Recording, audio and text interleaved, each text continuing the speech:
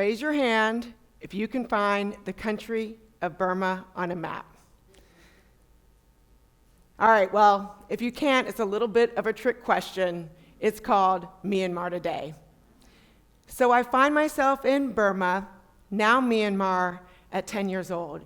And this is when my overseas adventures began, when my father was stationed at the American Embassy there. And at a special event for foreign dignitaries, I was introduced to the Russian diplomat. And he immediately wrapped me in a warm embrace, my face smothered in his white military uniform. And it was then that I received my very first true Russian bear hug. Now, this was a period of time that you may remember as the Cold War, when Russians were the evil other. But a bear hug changed all that for me. My name is Jennifer Richmond, and today I work as an international relations specialist. Since my time in Myanmar, I've lived in 5 countries, and I've worked in 20 others. And I've learned how to connect to people very different from me.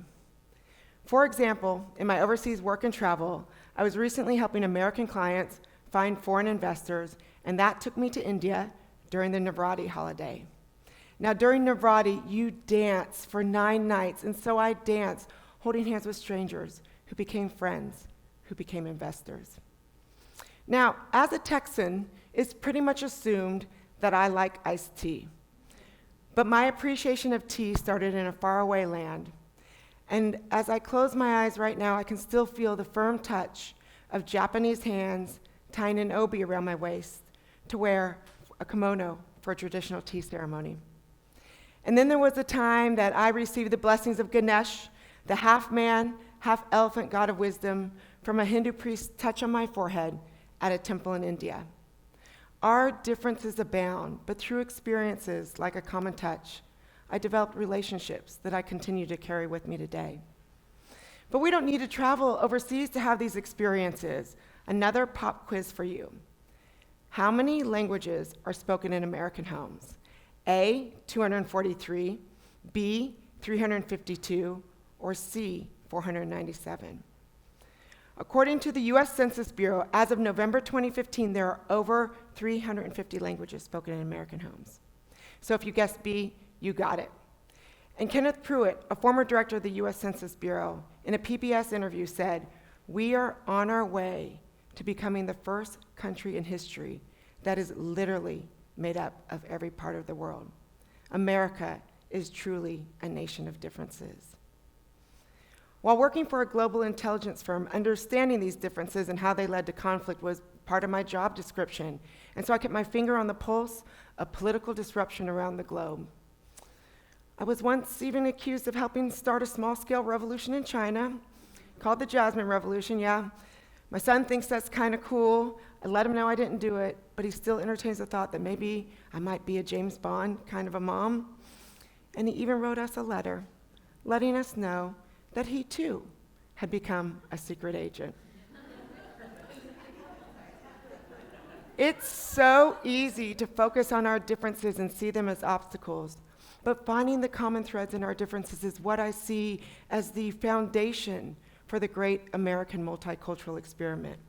It's how we weave ourselves together into one nation. It is the united in the United States of America.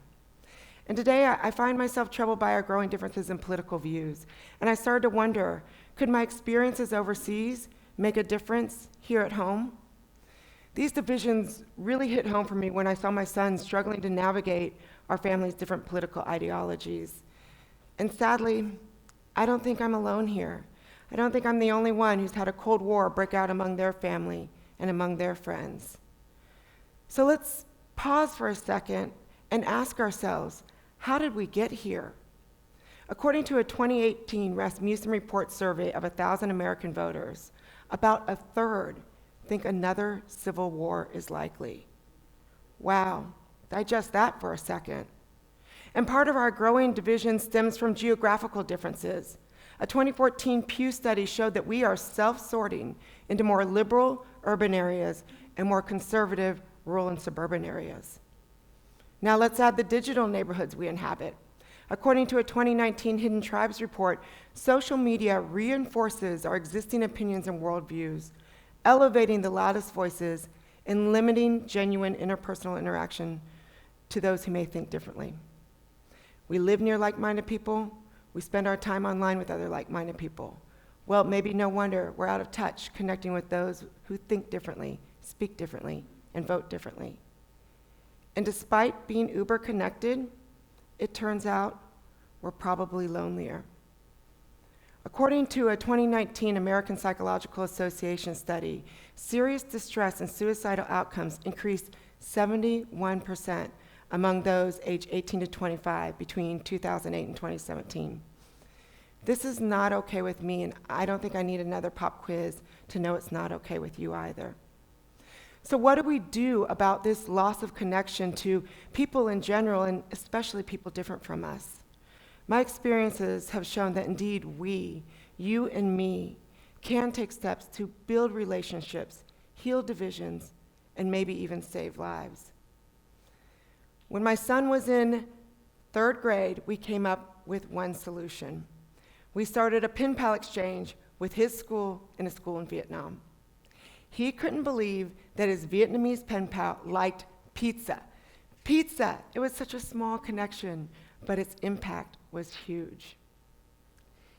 It's time we reboot how we connect, and that is as simple as a few heartfelt words in a letter. Really, you might be asking, really, can it be as simple as a note about pizza? Really, I think it can. In a world of dizzying technology, something so analog, so basic, may be exactly what we need to reboot and reconnect to our common humanity.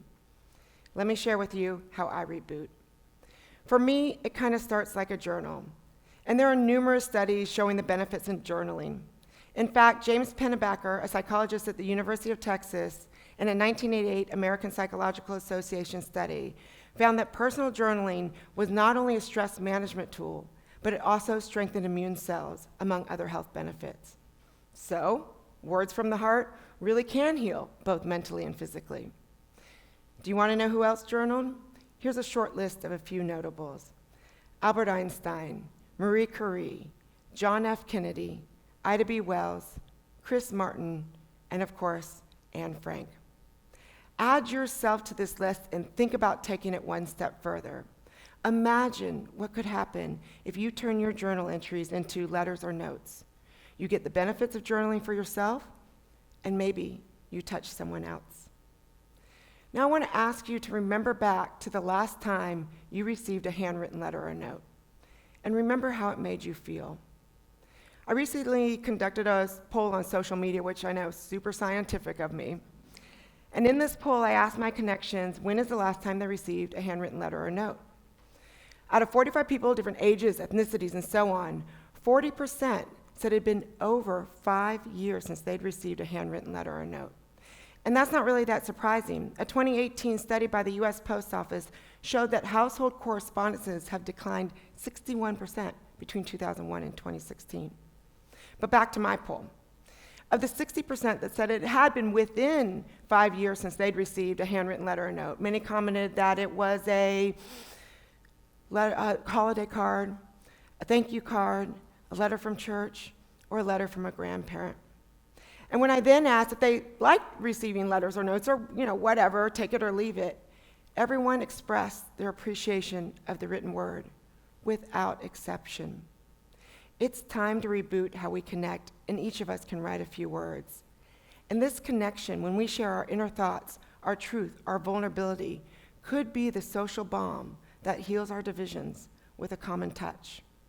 Letters connect across distance and difference, between cities and countries, and between hearts and minds. It really is kind of magic. And in handwritten form, you can actually hold on to these thoughts, physically touch them, and save them for reflection. And often they become memories that we reimagine and pass down the family tree. My family still has the letters my great uncle wrote while flying overseas during World War II. Unlike his plane that was lost over the Atlantic Ocean, his words remain forever with us. But you're busy. I get it, right? So start simple. Start with a note, and then you don't have to worry about getting a cramp in your hand as you work back up your handwriting muscles. I like to keep a pack of note cards handy, and sometimes they just serve as a personal journal and get tucked into a book for me to revisit later. And by the way, notes make great bookmarks. And other times they get tucked into an envelope, addressed, and affixed with a stamp. Now, I have to confess, most of my notes are digital. I do try to write one handwritten note a week, and if I think about it, one note a week, and that's 52 opportunities to touch someone in a year. Even one a month, and that's 12 opportunities in a year, 24 in 2 years, and so on. The time it takes is just but a few moments, but the impact is timeless. Now, if you need more inspiration to write, a 2014 study by the Association of Psychological Sciences shows that writing by hand results in better performance on conceptual assessments. Translation: you're smarter when you write, and the time has real payback. So take the time to reboot how you connect with just a few words. But you may be thinking, all right, well, what would I say? Well, what do you journal about? I'm guessing it's probably not about politics. So share your feelings on a crush or even a heartbreak. Or try asking a thoughtful question. My favorite is, if you could have any superpower, what would it be? For me, it would be that I could speak all the languages of the world fluently. Shocker, I know. Ask the question yourself and see what unfolds. Still need some help? How about this? Are you a cat or a dog person? Me, dog, definitely dog, but more specifically, pugs. I mean, seriously. How can you be unhappy when you see this face? Although I may be the only happy one in this relationship. So you may be thinking now, well, who do I send it to? Well, a neighbor may be a good place to start, even if the sign in their yard or the bumper sticker on their car makes you cringe. Who knows? Maybe they have a superpower to share. But here's another fun idea. I recently started a letter exchange with a friend in California, my most prolific pen pal. He loves ancestry, and as he maps out his family tree, he came across his own shocker. George Washington and even Robert E. Lee were distant cousins, and he encouraged me to do my own search. And I've got to tell you, while building my family tree, finding old records like records of ancestors in the Revolutionary War and ship records of ancestors in their passage from Scotland to America, I felt like I was building up my own family empire. Now, my empire wouldn't rival those found on shows like Game of Thrones, but my empire I can access on an app. And connecting to relatives across distance and difference, I now have several new pen pals who call me cousin. And get this, my cousin Anne even writes children's books on unity and communication. So how's that for a coincidence? It must be our DNA. And when I was struggling with writer's block, I asked her advice, and she said to take a break and to listen to Prince's musicology. Who knew a little solo dance party was all it took to get my groove back? And as Prince sings, to unwind the mind. And it's probably clear to you by now that my writing is probably a little bit better than my dancing. So with over 26 million people who have done a commercial DNA test, you're sure to make a connection. And who knows, maybe you'll get some princely inspiration. In my experience with letters, there's something so genuine in written conversation, so rich, even more so sometimes than face-to-face conversation when you may be worried about the stain on your shirt, if your fly's unzipped, or if you have a booger in your nose, which is my own personal phobia for you. In a letter, like writing in a journal, there are no interruptions. Instead, there is quietness and purpose. I find it easier to share my real self, and for the reader, the time and distance offers a better opportunity to reflect meaningfully. In our day and age where communication is immediate, a letter is a deliberate and even rebellious act. And in the time and space created in a letter, relationships are found as our differences, divisions, and even loneliness fade. You don't need a Russian bear hug to touch someone, but if you get the opportunity, I do suggest you take it. In a letter, you can touch hearts and minds without even leaving your chair. Anne Frank's journal letters from an attic travel across time and distance to inspire us about freedom. My uncle still shares his thoughts with us, even years after his plane was lost at sea. And a cousin's letter shares a key to unlocking writer's block. Can you imagine a world filled with these small human connections, each letter or note revealing the shared love of pizza, pugs, or prints? In a letter, we can actively choose peace over war, connection over loneliness. We can make a difference, you and me. It's time to reboot how we connect. It starts with a few words. It really is just that simple. And now, it's your turn. I hope you write me a letter. I'll even take a short note and let me know how it goes. Thank you.